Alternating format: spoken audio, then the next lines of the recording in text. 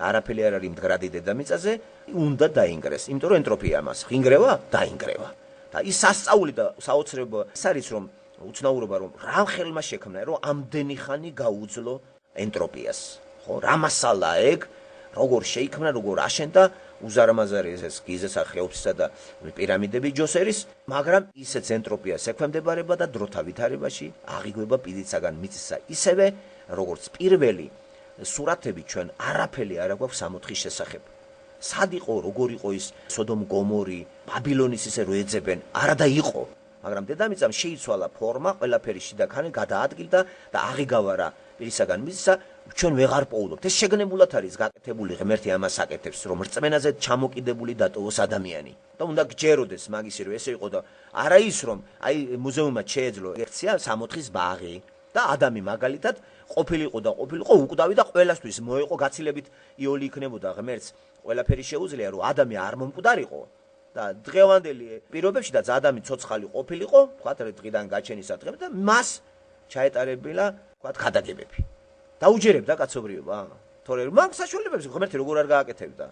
ნახეთ, მიდის თაობა, ისპობა ყველაფერი, მისი ხელით ქმნილი ყველაფერი არქიტექტურაც მიწასთან სწორდება. უძვირფასესი არქიტექტურა იყო კრეტა მიკენის კულტურა, შემდეგ ანტიკური ეპოქაში ათენისა და რომის ისენი. მაგრამ დღითი დღე ისპობა. ასევე ყავლი გაზდეს იმ ფერწერულ ტილოებს, რომელი ფერწერული ტილოები დღესაც აოცებდა იმ ფერწერული ტექნოლოგიით, როგორი იყო და იმ ტილოზე გადაკრული და რა საღებავები იყო მოგონილი.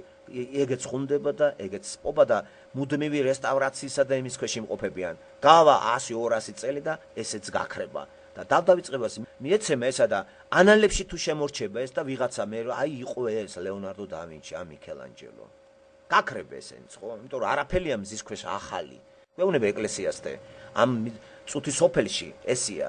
ეს წუთის სოფელი კიდე არის მიწიერი წუთის სოფელი, რომელსაც ყავლი თანდათან უნდა გაუვიდეს. და როცა ჩვენ ბავშვს შვილი იქნება ეს თუ ვინც არ უნდა იქნება ჩვენს უთითებს სწავლას. ერთი სწავლა არის იმისათვის, რომ ციხეში იოლად იცხოვრო, რა თქმა უნდა პატიოსანი წესიერი გზით და ციხეში კი მარადიულად არ ვიჯდებით. აქედან გასვლა მოგვიწევს, ციხე არის ეს, იცით, ხილული სამყარო და აი ის სწავლაც მინდა სულს რო ჭირდება. ჩვენ ნაკლებად უთმობთ ამას დროს საქართველოშიც და საერთოდ მსოფლიოში. ამაზეც გავამახვილოთ ყურადღება, რამე თუ ჩვენი სული უკვდავი არის და უკვდავის სულს ადგილი უნდა მიუჩინოთ, ან სამოთხეში, ან ჭოჭოხეთში. სხეული კი, ეს სხეული, რომელიც თქვენ ახლა გააქვთ, ეს რაც არ უნდა მოუაროთ ამას და რაც არ უნდა ძვირფასად გაარემონტოთ და კლინიკებში ირბინოთ, ეს აუცილებლად უნდა გაიხრწნეს. მიწათ უნდა იქცეს, იმიტომ რომ ღმერთმა თქვა, მიწა ხარ და მიწათ იქცევი. ხო სრულდება. ხო, როდის უთხრა ადამს, ხომ? ხო, რომ დაცლოდა ადამიანს და ევას და წესერად მოქცეულიყო, კაცობრიობა არ შევიდოდა იმ სტადიაში, სიკვდილი რომ უნდა გაიარო. და მე აღარ დაჭირდებოდა ღმერთს ახალი სხეულის, განდიდებული სხეულის შემოცმა ჩვენ სულზე, რაც გველოდება აღდგომის შემდეგ, გარკვეულ პერიოდში. აი ამ წმენით უნდა მოემზადოთ აქ და ჩვენი სწავლა, მთელი გულისყური, გულის ფეთქვა და გულის ცემა უნდა მიდიოდეს იქითკენ, რომ მარადისობაში შევხვდეთ ერთმანეთს. თორე იცოცხლეთ, იუდაც უყვარდა დედამის ძალიან, მაგრამ განსწავლული იყო იუდაც, მაგრამ იგი ჯოჯოხეთში წავიდა. რაოდენ გულნაკლული იქნებოდა დედა, დედის ისტორია არ არის გადმოცემული, მაგრამ დედაც ხო ზრდიდა, კაი ლამაზი ბავშვი იქნებოდა ის 2-3 წლის იუდა, რო ფიქრობ იუდაზე, მაგონდება ბავშვი ის იფიქრებდა, რომ რას გააკეთებდა ის, როგორ გაუბედურდებოდა ეგა და როგორ გავიდოდა ეს ისტორიაში, როგორც გამცემი, მოღალატე სინონიმი და დღეს იუდა ვინმეს უთხრა, რა ვიცი, შეურაცხყოფილი იქნება, ხო? არა და ერთადერთი ვიცით ჩვენ ღმერთიდან ამოცემულა იუდა არის ჯოჯოხეთში. და ესე იგი ჯოჯოხეთი არის. და ჩვენ არ გვინდა რომ გავიზიაროთ მისი ბედი და ვიყოთ მოღალატე და გავყიდოთ იესო ქრისტე, გავცეთ და ჩვენ გამყიდველები ვართ. იუდა თქვენ ისე ნუ გაიგებთ პირდაპირ გაგებით მანდამაინც რომ რაკიღა ჩვენ ქრისტე არ გაგვიყიდია 30 ვერცხლად იუდა არა ვართ. გამყიდველობად მაშინ ჩაითვლებით, როცა თქვენ არანაირი პატივს არ მიაგებთ მაცხოვარს და მას იგნორაციას უკეთებ. ესე იგი იგნორაციას უკეთებ, რა იგი გაყიდული არის. რამეთოს თქვენ მიეყიდეთ სატანას და აქედან ქრისტე გაცემული არის.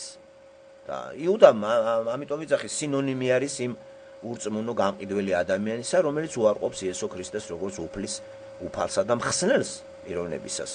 როგორ ფიქრობთ, სულიერებას თუ რო კანონი არ ქონდეს, ათმცნებას რატომ იცემდა ღმერთი მოსეს? ის ხომ სულიერი კანონებია პირველი 5 განსაკუთრებით.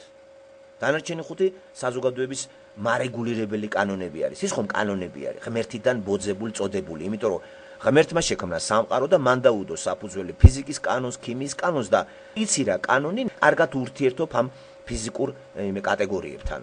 იცი რა ბიოლოგიის კანონი ბიოლოგიასთან კარგად და ჩვენ ვინც არის, ვინც პრაფანი არის, შეიძლება ხელი შეყოს ისეთ ადგილზე, რომ დელმა დაარტყას. ასევე კანონი აქვს სულიერებას. სულიერ კანონების ცოდნა რატომღაც იგნორირებული არის, იცით თქვენ ხომ? ან სატანაც ცდილობს მანდ სუროგატული შემოგთავაზოს, გაგვიმარტივოს და ისეთ დონეზე დაიყვანოს, რაც დღეს საქართველოს სივრცეში ხდება. გადაიხადე ეს მიმარხული და დამთავრებულია, უკვე 60 გარანტირებული გაქვს. ამ დროს დაბოღმილია ხალხი, ყველანაირად არიან შეშლილები და ეს რა ურთიერთობა არის კაცო?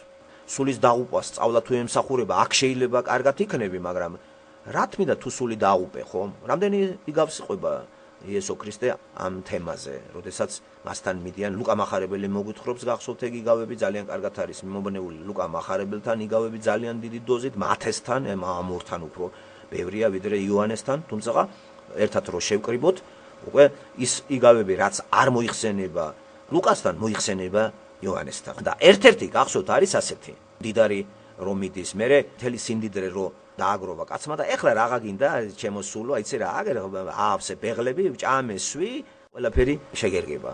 გახსოვთ რას ეძახის მერე მანდ იესო? ამაღამ შენ სულს გავიხმობ. ეს ვის დარჩება? გიფიქრი ამაზე შენ საწა ხვალ. ასევე ლუკა მახარებელთან არის მოთხრობილი მდიდარი, რომელიც ძალიან კარგად ცხოვრობდა და მუშაობდა ამ მიწიერ იმაში და ამ მიწიერ იმით გამდიდრდა იგი. ამავე დროს პარალელზე იყო ვიღაცა ლაზარე, რომელიცაც მიწიერი არაფერი არ ქონდა. არ ვიცით ჩვენ რატომ არ ქონდა მას, ზარმაცი რომ ყოფილიყო იგი ღმერთთან ვერ წავიდოდა. ეს გამოტოვებულია და ჩვენი გონებამ უნდა შეავსოს. რაღაცაში ასე ორი ტიპის ადამიანია მოცემული სახარებაში, მდიდარი და ღარიბი. ლაზარე და მდიდარის სახელი არ ფიგურირებს, მაგრამ ლაზარის სახელი აღდგენასაც ნიშნავს, აღდგომას, აღორძინებას. ეს სახელი დატოვებულია ბიბლიაში, მაგრამ მდიდარი არის მდიდარი, ზოგადი სახელი არის. ვინ არის ამ მდიდრის ქვეშ კონკრეტული პიროვნება, გვარი და სახელი არ არის მოხსენებული, მაგრამ ჩვენ ვიცით რომ ეს კაცი გამდიდრდა, ძალიან წარჩინებული იყო, დარწმუნებული იყო რელიგიურიც იყო, იმიტომ რომ რელიგიური სივრცეში კაცი აუცილებლად რელიგიურიც იქნებოდა და გარდაცვალების მერე მოხდა ისეთ ადგილზე, რომ იგი წვალობს და ეხვეწება ღმერთს, რომ უყურებს, ლაზარე უფრო კარგად არის და ეუბნება გამიშვი, რომ ჩემიანებს უთხრ აქ არ მოვიდეს, ისინი არასწორად ცხოვრობენ ეს ენიგის. ღმერთი ამას არ უშვებს, იმიტომ რომ მათ აქვთ ყველაფერი ის, რაც საშუალებას აძლევს, რომ აქ არ მოხდნენ. და თუ მათ არ ისწავლიან, ესე იგი წინასწარმეტყველებს და აი კანონებს, შენ არ დაგიჯერებენ რომ წიმხვიდე. მაგრამ რა დღეში არის მდიდარი ჩვენ ვიცით, ეს რეალური სურათია, იესო ქრისტე ყვება ამას. ღმერთი არ იტყუება და მე მჯერა 100%. ესე იგი რა გაკვეთილი არის აქ სასწავლი. დიდარმა აქ ყველაფერი მიწიერი მიიღო, მაგრამ საუკუნო სასუფეველში იტანჯება საუკუნო ტანჯვა. დასასრული არ ექნება მის ტანჯვას. რაჯობია, მარადისობაში მუდმივი ტანჯვა, თუ დროებით ქვეყანაში, დროებით ტანჯვა და მერე თავისუფლება აქიდან. ამიტომ უნდა გავთვალოთ ჩვენ სწორი ცხოვრების გზა ვისწავლოთ და შესაბამისად ისეთი სასწავლებელი ავარჩიოთ და ისეთი რამ ვისურვოთ ცხოვრებაში, რომ ჩვენი სული არ წაწყმიდოს. თორე თუ სული წაიწყმიდა ვერც მილიონი გვიშველებს აქა და ვერც მილიარდი. თორე ნიჭი როცა ეძლევა ადამიანს, ეს ძალიან კარგია და პირველი ნიჭი ყოველთვის იმის სამსახურში უნდა იყოს, ვინც ნიჭი მოგცა და ნიჭს ღმერთი იძლევა, ხო იცით თქვენ. აი დიდი სურვილი მაქვს, რომ ყველა ის აი ამაში წილ მისწრებდეს და სახელოვანი თუ გახდება მხოლოდ იმაში, რომ აი ამას აღწელებს ამ სიტყვას. ეს სულის წამალი არის და ახირება რო იყოს ახლა და რაღაცა გამოჩერა, ეს არის ნამდვილად სულის წამალი. დაუთმოთ ცოტა დრო. მე ხო არ ვიცახი ახლა გინდა თუ არა თავგადაკლული, არც იმას ვიცახი მონასტერში გავარდეს გოგონა. არა, რატო იცხოვრი, ცხოვრებაში გამოსადეგი უნდა იყოს ქრისტიანი, ამ ცხოვრებაში გამოსადეგი თუ არ არის, ის ქრისტიანი კი არ არის, სექტანტი არის. ამ ცხოვრებაში ეს ცხოვრებაც მისაღებია, ღმერთი მეც გვარგუნა ეს ცხოვრება შეეულით რამე და უბრალოდ გითხრა ზედმეტად არ გადავარდეთ და არ გააკერბოთ, არ დამივიწყოთ. ესა თქვა მან, არ დამივიწყოთ, კაცო, მე ვარ თქვენი სულის ხსნელიო და ისე კაცო მოგეცა ეს ბედნიერებისთვის წყალიც, თქვათ მოგზაურობაც, საჭმელიც მოგეცა, ღმერთმა დაგვიდო ეს საჭმელის ისა და ჩვენ რომ ამას გავაღმერთებთ ისე რომ რელიგია გახდა საჭმელი, წმინდა საჭმელი, რომ აი საჭმელი თუ არ შეჭამე, ცუდად გახდები, თუ სადღაც არ წახვედი, გული წაგივა, ეს უკვე გაკერპება არის. თორე ეს ყველაფერი ღმერთმა იმიტომ მოგცა რომ მოვიხმაროთ. კარგად, სწორი დანიშნულებით. ქალიც იმიტომ გაგვიჩინა, რომ ვესიყვარულოთ და არა გამოვიყენოთ, არა ვიხმაროთ უკაცრავად პასუხი და გადავაგდოთ. შვილიც იმიტომ გაგვიჩინა ღმერთმა, რომ მოვეფეროთ და არა ის მოგწყინდეს და მივატოვოთ. და ხალხი უკიდურესობაშია გადავარდნილი. ან ერთი აღმერთებს, მეორე საერთოდ მოიშორებს. ან ერთი ცოლს აღმერთებს, ზეგლად აქვს სახში, მეორე კიდე მოწყინდება გადააგდებს. არ არის ეგ სწორი. ჩვენ უნდა მოვძებნოთ ისეთი ის და ღმერთის გარეშე ამას ვერ მოძებნით. გავიქცეთ, ცოლი მივატოვო, ტყეში დავჭი და ბერათა ვარ და ღმერთს ვასიამოვნო, ეს არ უთქვია ჩემთვის ღმერთს. შვილები მიატოვე, ცოლი მიატოვე, ეს არის ღალატი. იოლი ცხოვრებას დაადეგე. გავარდი, ბერად საჭმელს გაძლევენ, იკავი არახსაცაც ვამ და გაგებაში არ ახარ შენი შვილი და ცოლი როგორ იტანჯება, ხო? მოგეკითხება. აბა როგორ? ხო, ეს ცხოვრება ლამაზი არის, ეს ცხოვრება მისაღებია, მაგრამ ღმერთით თუ ივლით, უფრო გაგიადვილდებათ. ლამაზია რა, მიიღეთ ყველაფერი ის, რაც თქვენი დოზითა და თქვენი იმით არის განპირობებული. დატკბეთ სილამაზით, სიყვარულით. აკრძალვა არაფრიც არ შეიძლება იკრძალება ის, რაც სულიერი კანონებს ეწინააღმდეგება და თუ თქვენი სულის დაღუპვა, მოყვება, რომელიმე ფიზიკური კანონით ტკბობა, ამას არ გვირჩევს ღმერთი. დაიღუპები, თუმცა ხელებს არ გვიბრუნებს. მიიღე და შენაგე პასუხი, რომ მდიდარის არ იყოს. აქ იმ მდიდარს არაფერი არ აუკრძალა. როგორ გამდიდა მდიდარი? ნიჭით. ვინ მისცა ნიჭი? ღმერთმა. უტვინო კაცი რო არ მდიდდება, ვიცით ჩვენ. და იქ არ წერია რომ ის ვიგინდა რა კაცი იყო. მდიდარი წერია, აი მდიდარი. და ღატაკი კი რატომ გაღარიბ და არც ეგ ვიცით. და ამაზე არის უკვე ჩვენი მედიტაციები, რატომ ერთი მესმის მე რომ სიმდიდრით ვერ გადარჩები და ვერც სიღარიბით ვერ შეხვალ 64-ში, ესე არ გავიგოთ რომ ფიზიკურად ღატაკი კაცი 64-ში შევა, ესე გავსებულა პროლეტარებით 64. მან ღარიბს სხვა მნიშვნელობა აქვს, მდიდარსაც სხვა მნიშვნელობა აქვს. შეიძლება მატერიალური ქონება არ ქონდეს, მაგრამ მდიდარი იყო. შეიძლება მატერიალური ქონება ქონდეს და ღარიბი და ღატაკი იყო. ასე რომ ჩვენ მატერიალურად არ მივდგეთ საკითხს, არ გეგონეთ რომ ფულიანი ხალხი ჯოჯოხეთში წავა, უფლო კიდე 64-ში. ესე არ ზღას საკითხი. ამაში ეშლება ბევრს და სხვათა შორის ფარისეულებსაც ეგონათ რომ ეგენი შევიდოდნენ 64-ში. ქრისტემ სულ გადაუჭრა ყველაფერი მათ. ახლებურად დაანახა ყველას ყველაფერი და მადლობა მას რომ ჩვენს დაგვანახა ესე. ჩვენ ამიტომ გვჭირდება რომ აი სულიერებაზე მეტად ზრუნვაც საჭირო არის რამე თუ სული ვარ მე და არა სხეული. ჩემი სხეული ხედავ რომ დღითი დღე ენტროპიას განიცდის ის.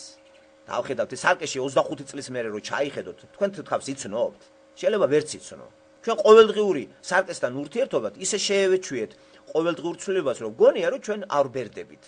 მაგრამ ჩაატარეთ ცდა, გადადეთ სარკე, არსად არ ჩაიხედოთ, გაიაროს 30 წელმა და 30 წლის მერე სარკეში ჩახედეთ თქვენი თავი. თქვენი თავის ცვლილება არის, პიროვნება იგივე არის, მაგრამ თქვენ იცი რა, ეს ახართ. პიროვნება არ იცვლება შინაგანი. გარეთ იცვლება რაღაცეები და ეს ახლა ენტროპია ქვია ამას და ჩვენ ეს საცვალი, ეს ტანსაცმელი, ტანის ამოსი თავს რო ასე ვიქებთ ჩვენ ეს ამოიდება მიწის ქვეშ. რამე თუ ღმერთმა მიწა ხარ, მიწიდან აღებული ეს ტანსაცმელი.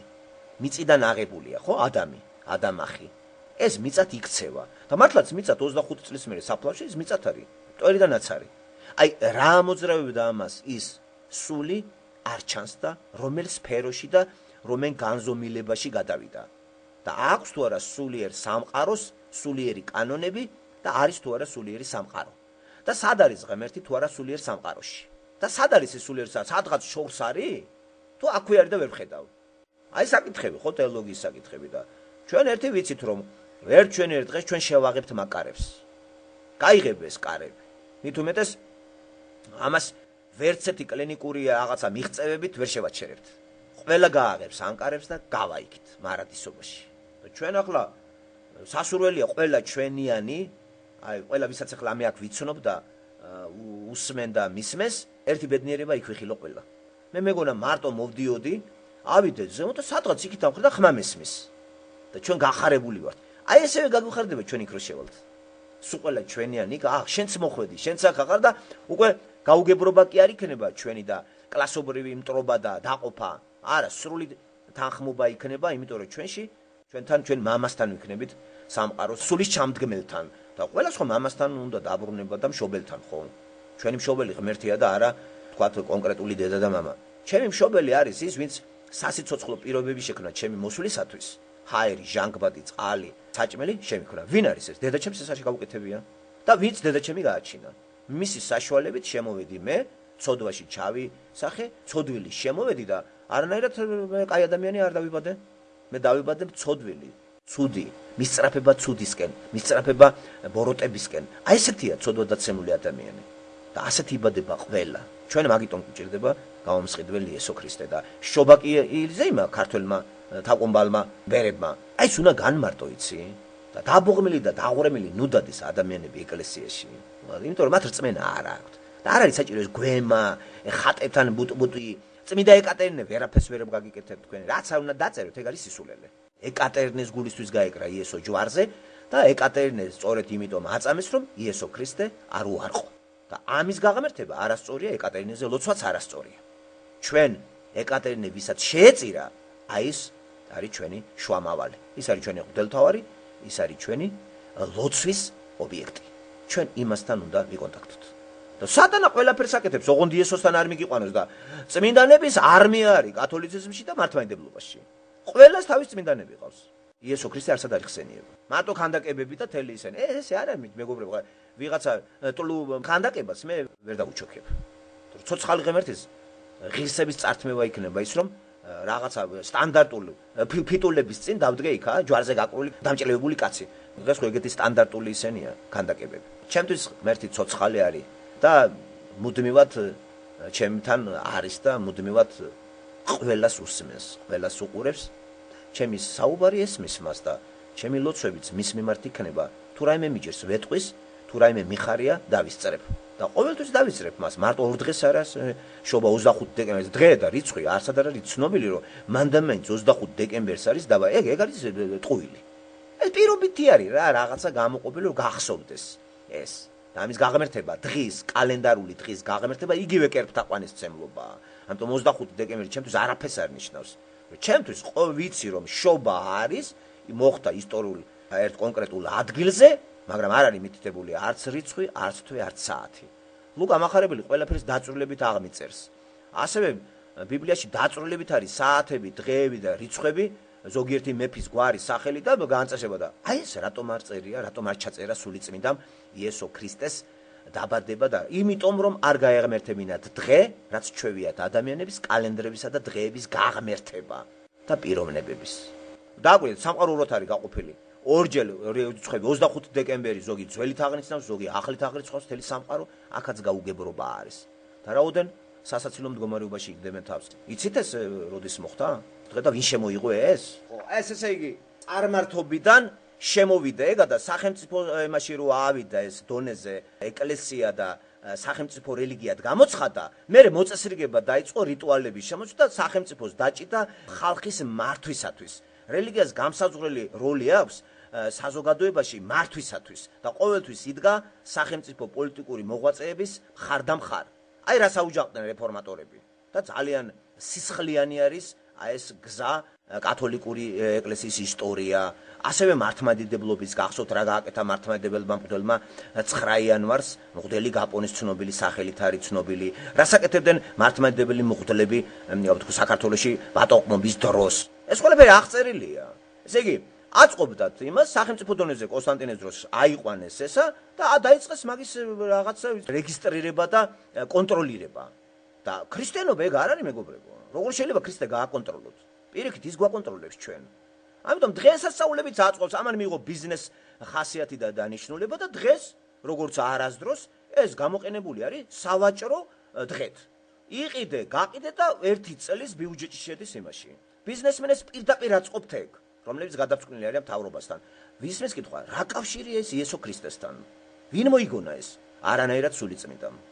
ეს წარმართულ მანამდე ბევრი რამე შეერია წარმართულ რელიგიებიდან და ქრისტიანობაში არეულია, როგორც არის მაგალითად აი სანტა კლაუსი და იგივე აი მადლიერების დღე და რაღაცა არეული როა და ეგრეთ წოდებული კიდე რაღაცა იმის ეშმაკების დღეს რო უწოდებ მე მაგას მარტში რო არის ხოლმე, რა ქვია, ჰელოუინი რო ქვია, ხო?